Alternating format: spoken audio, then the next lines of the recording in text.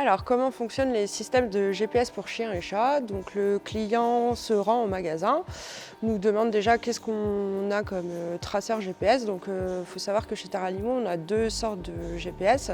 Donc, on va avoir le Winect et le Keepy.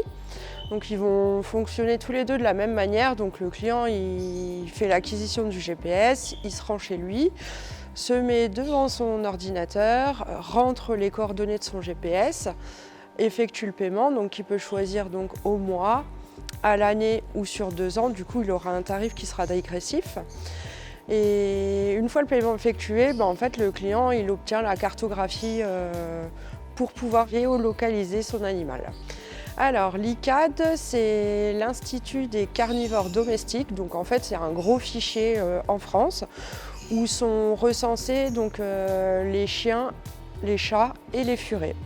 Ça permet donc de retrouver plus facilement son animal s'il est identifié et qu'il est important surtout en cas de déménagement de bien faire son changement d'adresse et lors de l'acquisition d'un animal, bien faire le changement de propriétaire également. Les atouts d'un traceur, c'est de pouvoir vite le géolocaliser en cas de fuite ou de fugue. Il faut installer une puce à son animal de compagnie depuis 2011. Donc c'est tout simplement pour reconnaître l'identification de son animal en cas de fuite ou de fugue. Ne vous inquiétez pas, pour votre animal, c'est vraiment pas grand-chose. C'est comme si on plaçait un petit grain de riz sous sa peau. Alors, les applications qu'on peut utiliser sur son smartphone, si vous avez le GPS Winect, ça sera l'application Winect. Si vous avez le GPS Keepy, ça sera l'application Keepy. Et aussi sur Facebook, lorsque votre animal fuit, on peut faire appel à Pet Alert.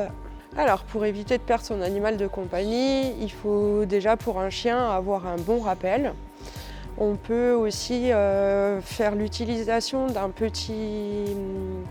d'une petite médaille sur laquelle on inscrit le nom de l'animal, les coordonnées du propriétaire. On en a même qui ajoutent la commune et d'autres qui disent que l'animal est pucé. Ou alors en magasin, on a aussi des petits tubes d'identité qui se dévissent dans lesquels se trouve un petit papier sur lesquels sont inscrites les coordonnées du propriétaire.